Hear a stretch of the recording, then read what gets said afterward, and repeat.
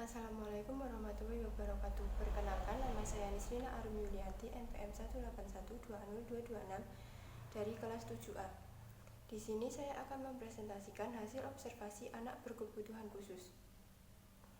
Identitas anak: nama Aska Haidar Ausyafi, jenis kelamin laki-laki, sekarang berumur 15 tahun, yang beralamat di Kelurahan Matiharjo, Dusun Blimbing, RT 5 RW 2, Kecamatan Patean, Kabupaten Kendal, Jawa Tengah.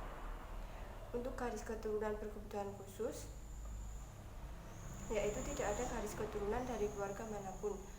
Anak ini diketahui mengalami kebutuhan khusus pada usia 5 tahun setelah diperiksa di Rumah Sakit Dr. Karyadi Semarang. Dalam diagnosis dokter, anak ini mengalami tunarungu karena saraf pendengarannya tidak berfungsi. Analisis perkembangan anak. Pertama, perkembangan anak yang tidak sesuai dengan kenormalan usianya.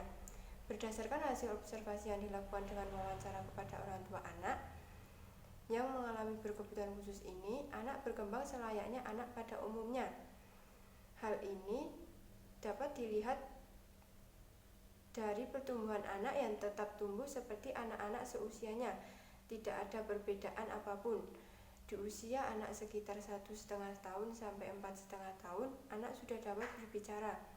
Akan tetapi, di sekitaran umur 5 tahun, anak mengalami gangguan pendengaran. Hal ini tidak langsung diketahui oleh orang tua anak, sehingga pada suatu saat anak ini dibawa ke Rumah Sakit Dr. Karyadi Semarang, di mana di rumah sakit tersebut anak didiagnosis mengalami gangguan berupa saraf pendengarannya tidak berfungsi dengan baik yang menjadikan anak ini tunarungu. Akan tetapi masih bisa dibantu dengan menggunakan alat dengar. Yang kedua, kebiasaan anak yang tidak biasa. Anak ini tidak memiliki kebiasaan yang tidak biasa atau kebiasaan yang bisa dibilang aneh oleh orang lain. Berarti anak ini tuh normal seperti anak-anak pada umumnya. Akan tetapi anak ini mengalami ego yang sangat tinggi dan mudah marah kepada orang lain yang tidak paham akan kemauannya. Keterbatasan dalam hal komunikasi antara anak dengan orang lain, inilah yang menyebabkan anak memiliki rasa ego yang tinggi dan mudah marah terhadap orang tersebut yang tidak paham akan kemauannya. Untuk yang selanjutnya, jenis serta tingkatan ABK anak.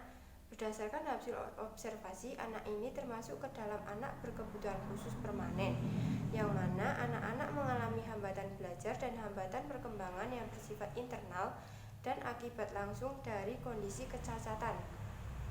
Anak ini masuk dalam klasifikasi anak berkebutuhan khusus permanen tunarungu. Anak dengan gangguan pendengaran tunarungu adalah individu yang memiliki hambatan dalam pendengaran baik permanen maupun tidak permanen. Tingkatan tunarungu anak ini termasuk ke dalam tingkatan tunarungu sedang atau moderate hearing loss antara 41 sampai 55 dB, di mana ia dapat mengerti percakapan dari jarak 3 sampai 5 feet secara berhadapan atau face to face. Berdasarkan hasil observasi dengan orang tua anak, dapat diambil kesimpulan bahwa anak ini mengalami ketunarungan pasca bahasa atau postlingual deafness, yaitu kehilangan pendengaran yang terjadi beberapa tahun setelah kemampuan bicara dan bahasa berkembang. Menurut asal-usulnya, anak ini termasuk ke dalam tunarungu eksogen, yaitu tunarungu yang disebabkan oleh faktor non-genetik atau bukan keturunan.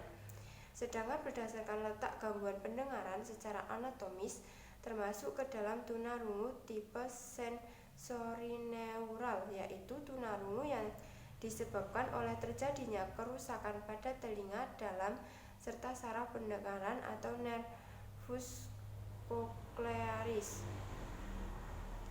Untuk yang selanjutnya yaitu ada perlakuan di lingkungan.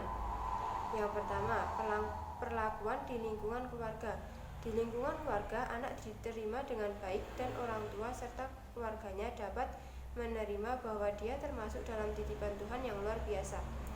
Orang tua dari anak ini juga mendukung secara penuh apa yang sekiranya dibutuhkan oleh anak tersebut supaya dapat menjalani hidup seperti orang lain walaupun memiliki kekurangan. Dalam hal pendidikan, anak juga dimasukkan ke dalam SLB yang ada di sekitar tempat tinggal dan mudah terjangkau. Selain itu, anak juga diikutkan les berenang untuk mengisi kegiatan sehari-hari selain bersekolah. Sementara untuk komunikasi sehari-hari anak dengan orang tua dan keluarga yaitu hanya mengandalkan gerak bibir atau mimik bibir. Untuk yang kedua, perlakuan di lingkungan sosial dan masyarakat. Perlakuan masyarakat di lingkungan tempat anak ini tinggal sudah menerima kondisi anak tersebut yang memang memiliki kekurangan. Anak ini juga dapat berinteraksi dengan baik kepada warga sekitar dan anak sebaya yang berada di dekat rumahnya. Untuk komunikasi yang dilakukan oleh masyarakat dan teman-teman sebayanya, yaitu dengan menggunakan bahasa isyarat yang mereka sama-sama paham dan mengerti, atau bisa juga dengan menggunakan gerak bibir ketika saling berkomunikasi. Untuk yang ketiga, ada perlakuan di lingkungan sekolah. Anak berkebutuhan ini dimasukkan oleh orang tuanya ke dalam sekolah luar biasa. Sekolah luar biasa adalah sekolah yang diperuntukkan bagi anak berkebutuhan khusus agar bisa mendapatkan layanan dasar yang bisa membantu mendapatkan akses pendidikan. Anak ini dimasukkan ke dalam SLBN Kendal yang bertempat di Kecamatan Weleri.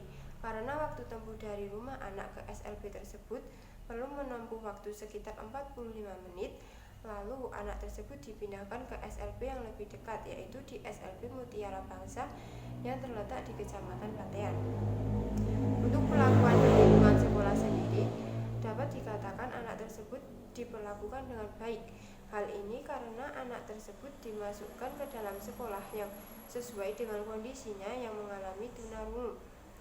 Dengan bersekolah di SLB ini, anak akan lebih terpantau mengenai masalah pendidikannya.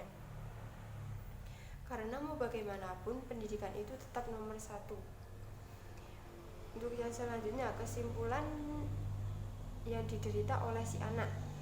Anak yang saya jadikan subjek dalam observasi ini mengalami tingkatan tunarungu. Anak ini termasuk dalam tingkatan tunarungu sedang atau moderate hearing loss antara 41 sampai 55 dB, di mana ia dapat mengerti percakapan dari jarak 3 sampai 5 feet secara berhadapan atau face to face.